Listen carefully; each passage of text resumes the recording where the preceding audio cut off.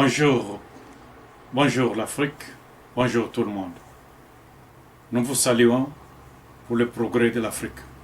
C'est ainsi que nous vous amenons aussi une vidéo pour nous réactiver afin qu'on puisse encore davantage réfléchir, parce qu'il est difficile qu'un noir puisse s'asseoir dans une conférence, dans un débat, afin de raisonner sur sa vie.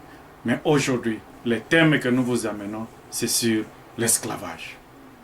Pourquoi l'esclavage? Parce que les choses évoluent, mais l'homme voit comme si les choses sont normales. Les choses ne sont pas normales, les choses ne sont pas correctes, mais nous disons, on n'a pas de choix. Non, il faut toujours qu'on cherche comment comprendre les choses. C'est-à-dire, si toi-même, tu ne combats pas, personne ne combattra pour toi. Si tu ne parles pas, personne ne parlera pour toi. Personne ne parlera à ta place.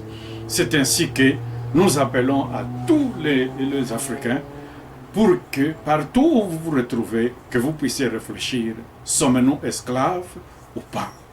Mais je vous confirme que nous sommes pendant un esclavage moderne. Là où les choses marchent comme si ça ne marche pas. Voilà, à un moment donné, vous allez me comprendre. Est-ce que si vous êtes libre, combien de réunions mondiales que vous avez déjà, que le noir a déjà participé avec le blanc, quand ils sont en train de décider sur l'essor de l'Afrique, combien de noirs qui participent dans cette réunion?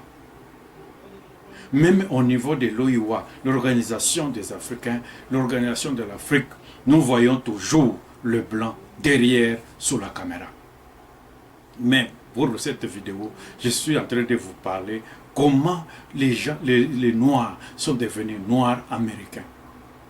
Quand les esclaves sont arrivés en Amérique, c'est-à-dire qu'on les a privés de leur liberté.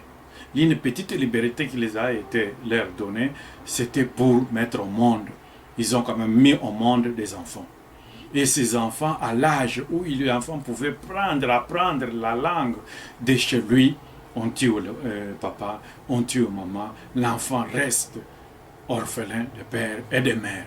Mais le blanc maintenant s'est saisi de cette occasion pour commencer à apprendre sa culture, son raisonnement, tout en influençant à l'enfant dire que tu ne vois absolument rien, tu ne peux rien sans moi, tu ne peux rien faire sans moi. C'est là où les choses ont commencé.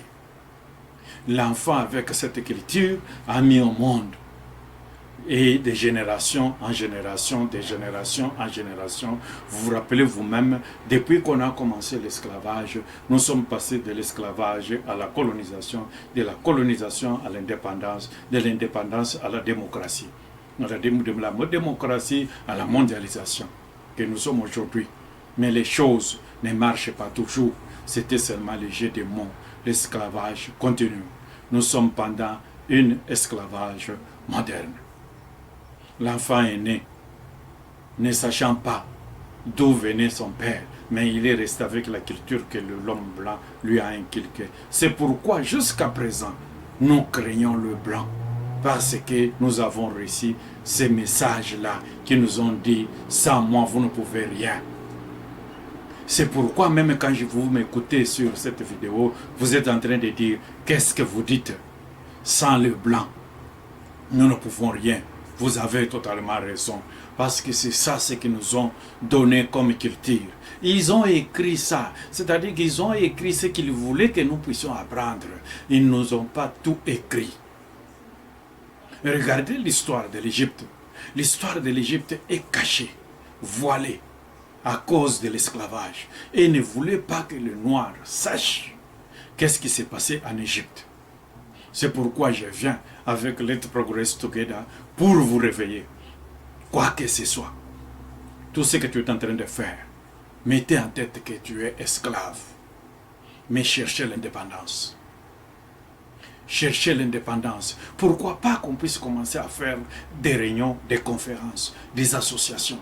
Même sans d'abord donner l'argent. Des associations pour d'abord se parler, poser des questions. Vous dites toujours que non, les Noirs ne peuvent pas s'organiser. Non, les Noirs peuvent s'organiser, ils peuvent tout faire. Mais il y a quelqu'un à côté qui le pousse et qui lui dit que hey, il ne faut pas faire ça, il ne faut pas faire ça, il ne faut pas faire ça, parce que l'homme blanc est en train de voir que nous ne voulons pas que l'homme noir puisse avoir l'indépendance. Si l'homme noir est indépendant, il va poser la question où se trouve notre autonomie. Qui peut aller en Europe diriger une partie ou un village ou un groupe de gens? Non, personne ne peut pas aller en Europe devenir chef de quartier. Mais aujourd'hui, nous avons des Blancs qui sont au Parlement. Nous avons des Blancs qui sont en train de décider sur la population de l'Afrique. À quand l'indépendance africaine? À quand l'indépendance de l'Afrique? Je parle, je ne suis pas le seul. Il y a des gens, beaucoup de gens qui ont ces idées, mais sauf qu'ils n'ont pas encore mis à la portée de tout le monde. Moi, je vous invite à donner encore confiance. Il y a encore du temps à ce qu'on puisse reconstruire l'Afrique. Il y a encore du temps à ce qu'on puisse se donner de la valeur. Un jour, quand on va parler sur les vidéos de l'origine de blanc et noir, comment les blancs sont devenus blancs, comment les noirs sont devenus noirs, et d'où vient cette couleur, nous en parlerons dans des vidéos qui viendront. Et c'est pourquoi nous invitons le peuple africain à être attaché à la culture africaine. Regardez, nous perdons même notre culture. Je vous parle en français. C'est-à-dire que tout ce qu'on m'a appris est francophone. C'est de l'esclavage. Mais qui a déjà écrit une lettre? Regardons d'abord les gens de la RDC. Qui peut m'écrire une longue lettre de 2 pages en lingala? Qui peut m'écrire une longue lettre en swahili? Nous sommes esclaves. Nous parlons le français, la langue de l'esclavage. À quand on reviendra à la culture? Maintenant, quand vous allez vers la culture, c'est-à-dire un comportement des gens, d'un groupe de gens, des gestes, la façon de s'habiller, la façon de parler, c'est ça la culture. Quelle est notre culture? Et même ils ont oublié dans les écrits, ils nous ont dit que l'Afrique est le berceau de l'humanité. Pourquoi vous n'exploitez pas cela? Sans l'Afrique, il n'y a pas l'humanité, bien entendu. Combien de pays européens qui ont des ressources minières? Mais en Afrique, vous le trouverez dans un pays qui héberge toutes sortes de qualités, de sortes de minéraux, de produits qu'on peut retrouver dans les sous-sols. Et vous le trouverez en RDC. Mais les autres pays d'Afrique, ils ont quelques minéraux, mais tout ce que vous avez se trouve en RDC. Et quelle est la volonté qui se fait en RDC? C'est la volonté de blanc. L'indépendance. À quand l'indépendance de l'Afrique? À quand l'indépendance de la RDC? À quand l'indépendance de tout le pays qui parle français? Et quand est-ce que les Noirs vont participer à l'Union européenne? Mais l'Union africaine, vous avez le blanc. Pourquoi ils sont partout, mais les Africains ne sont pas partout? Et on dit que le faible, le pauvre, les gens, c'est-à-dire tout ce qui est mal est réservé à l'Afrique. Or, c'est les sources, les potentialités, la vie de blanc, c'est en Afrique. Sans l'Afrique, nous ne pouvons pas parler de blanc. Sans l'Afrique, nous ne pouvons pas parler de l'Europe. Mais pourquoi nous-mêmes, Africains, nous nous négligeons? C'est pourquoi nous avons raisonné, nous avons dit, voici, trop c'est tôt. Trop c'est tôt.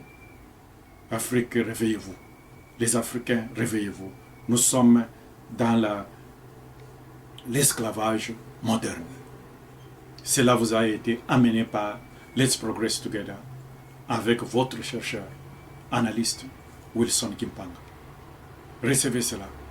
Partagez, abonnez-vous, envoyez-nous vos commentaires pour qu'on puisse encore davantage parler dans des conférences sur l'esclavage moderne. À quand l'indépendance de l'Afrique? Merci. Nous vous aimons, nous aimons l'Afrique. Cela est